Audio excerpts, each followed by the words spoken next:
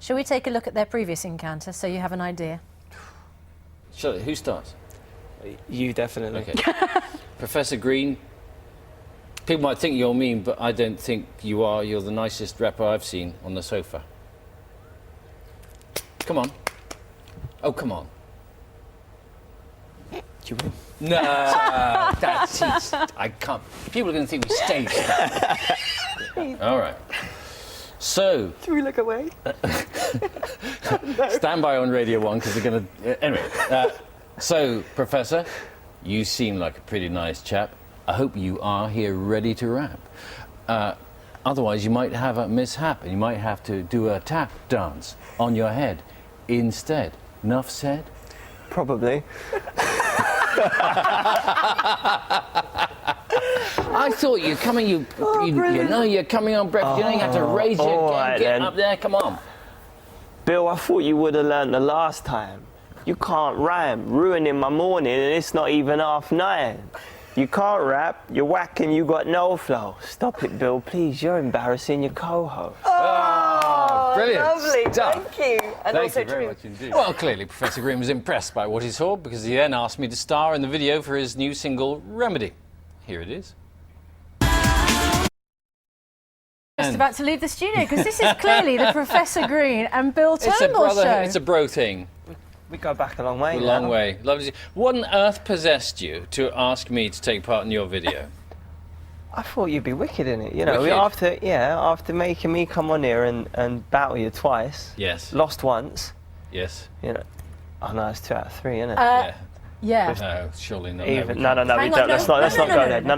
Come on. Sorry, you No, set no. this up. No. You have both set yourselves up. Because he doesn't do. You don't do battling anymore, do you? don't. He said publicly, "I'm not doing any more battles." That's because you've shamed him, Because Bill. no battle because he's been rattled. That's why, you see. Anyway, He's won again. Nothing to say.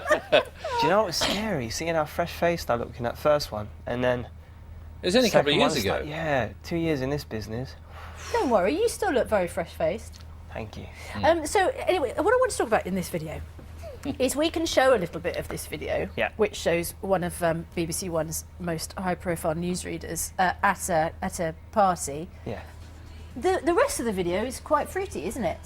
Really? Yeah. Well, on there's come on, be fair. There's a shower scene. Oh, that's on the online version. Yeah. And even that is not. It's not. Well, people have said to me, "What on earth was going on?" And I said, "I left before any of that happened. It's just a It had regular. nothing Of course to do you with did, me." Bill. No, seriously. Yeah, of course you yes. did. Bill, yeah. And there was a young lady being dragged along the floor as well. I wasn't there for any of that. I was just in that scene, and then I was out straight away, wasn't I? Yes, I was. Yes. And you know it. Bill, Yes. you were, yeah. Well, I only turned up because I thought he wants me to take part in a film called Recipe, and I was in. Recipe. I thought it was a new cooking show. Do you I mean, you have made a name for yourself now. You're much more high profile than you were the first time that Bill tried to battle with you. Yeah. And won. Are you finding people are talking about lots of other stuff about you now? Your relationship, for instance, with Millie from Made in Chelsea. There's a lot more chatter about you. Yeah. And that's the weird aspect of it because I only ever got into it for the music. You know, there are people that, you know, that sought after fame, and they don't actually have a talent per se. They just want to be a personality, and I guess that was birthed around the time of Jordan. You know, someone becoming a public figure for not much other than being, you know, famous for fame's sake, which is a bit of a strange concept. And it is weird having every aspect of your life overanalyzed. But I mean, the thing is, you're involved with someone in a reality television show, I which is am. exactly I've the kind of thing you're talking about. I've shot myself in the foot, haven't I, really? But we keep our relationship to ourselves. At the end of our day, our relationship is ours. And, you know, we're not putting it out there to make better our situations. You know, our relationship is ours, and we don't talk about it openly.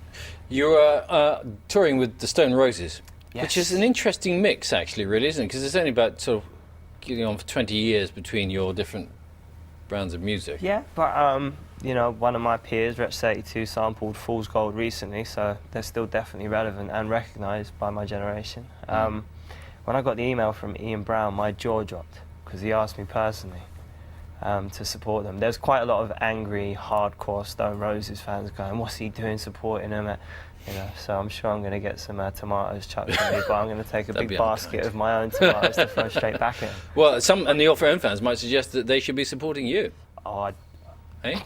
I'm not. A legend of your status. Tell us about that. Tell about a moment when Ian Brown's email pops in your inbox. What? I mean, were you a fan of the Stone Roses anyway? I was familiar with Fool's Gold and some of the other stuff that I'd heard my uncle playing when I was growing up. I was going to do a song with Ian Brown for my first album, but the song we were originally going to work on sampled ELO, and he was like, "I'm not working with them brummies."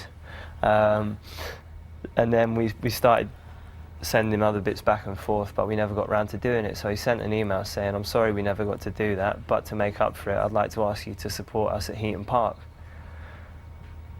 All right then. Thanks, Ian. Cheers. You're doing the Radio 1 Hackney weekend. Yes. And also something really interesting at the beginning of July called Orchestra in a Field. Yeah.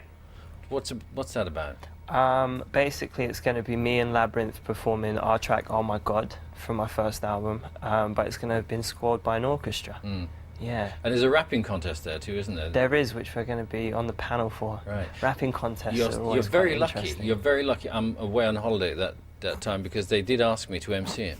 Did they? And that would have only ended up in one place, wouldn't it? Only one place. It would have been bad. It would have been bad for me. Yeah. You'll be pleased to hear I've got no material prepared for you today. That's the whole point. Have you come ready? Have you come ready? I haven't come ready. You haven't got a little breakfast wrap? I haven't. No. I haven't even had my breakfast yet. Well, also because you tweeted this morning you didn't get any sleep last night, did you? I didn't get any sleep thanks to the noise in my hotel room. I won't mention the hotel I stayed at. No. It was the room. There wasn't no one in the room next to me. There was just a TV on blaring. There was no one in the hotel room? No, they eventually, after about 45 minutes, turned it off. And then I nearly missed this because of a cab driver. They don't make the black cab drivers do the knowledge up here, do they? I don't I know. wouldn't want I'm to not even comment. going to begin on that one. Oh, dear. Anyway. You saying that they didn't know where Media City was? They had no idea. Okay. But I'm here. You're here? Professor.